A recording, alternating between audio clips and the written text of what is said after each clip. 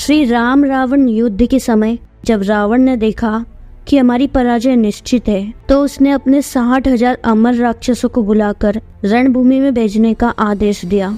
ये ऐसे थे जिनको काल भी नहीं खा सका था। विभीषण के गुप्तचरों से समाचार मिलने पर श्री राम को चिंता हुई कि हम लोग इनसे कब तक लड़ेंगे। सीता का उद्धार और विभीषण का राज तिलक कैसे होगा, क्योंकि युद्ध की समाप्ति असंभव है। श्री राम की इस स्थिति से वानर वाहिनी के साथ कपिराज सुग्रीव भी विचलित हो गए कि अब क्या होगा।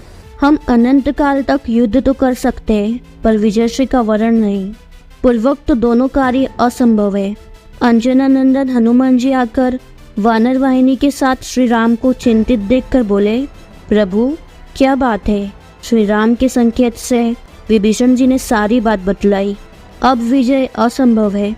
पवन पुत्र ने कहा, प्रभु आप केवल मुझे आज्ञा दीजिए, मैं अकेले ही जाकर रावण की अमर सेना को नष्ट कर दूंगा। श्री राम बोले, कैसे हनुमान, वे सब तो अमर है। पवन पुत्र हनुमान जी बोले, प्रभु इसकी चिंता आप ना करें, सेवक पर विश्वास करें। उधर रावण ने चलते समय राक्षसों से कहा था कि वह हनुमान नाम का एक वानर है, उससे जरा सावधान रहना। एकाएक हनुमान जी को रणभूमि में देखकर राक्षसों ने पूछा, तुम कौन हो? क्या हम लोगों को देखकर भय नहीं लगता, जो अकेले ही रणभूमि में चले आए? पवन पुत्र हनुमान जी बोले, क्यों आते समय राक्षस राज रावण ने तुम लोगों को कुछ संकेत नहीं किया था, जो मेरे समक्ष निर्भय खड़े हो? निशाचरों को समझते देर न लगी कि ये महाबली हनुमान है।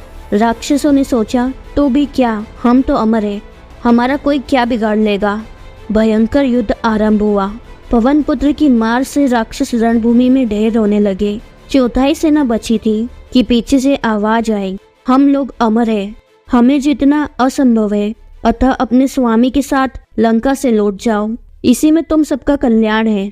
अंजनी नंदन ने कहा, लौटूंगा अवश्य, पर तुम्हारे कहने से नहीं, बल्कि अपनी इच्छा से। तुम सब मिलकर आक्रमण करो, फिर मेरा बल देखो और रावण को जाकर बताना।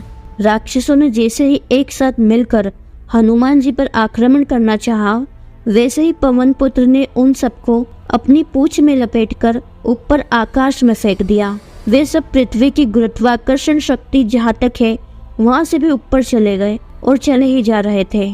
उनका शरीर सूख गया। अमर होने के कारण मर सकते नहीं, अतः रावण को गाली देते हुए और कष्ट के कारण अपनी अमरता को कोसते हुए अभी भी जी रहे हैं।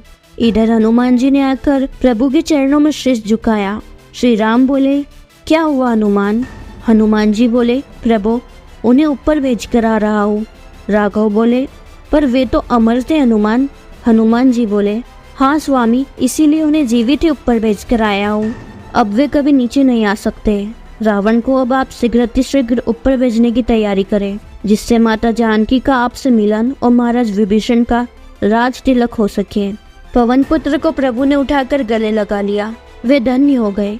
अविरल भक्ति का वर पाकर श्री राम उनके ऋणी बन गए और बोले, पवन पुत्र आपने जो उपकार किया है वो मेरे अंग अंग में ही जीर्ण शीर्ण हो जाए और मैं उसका बदला ना चुका सकूं, क्योंकि उपकार का बदला विपत्ति काल में ही चुकाया जाता है। पुत्र तुम पर कभी कोई विपत्ति ना आए। यह सुनकर हनुमान जी निहाल हो गए। हनुमान जी की वीरता के समान साक्षात काल, देवराज इंद्र, महाराज कुबेर तथा भगवान विष्णु की भी वीरता नहीं सुनी गई, ऐसा श्री राम का कथन है।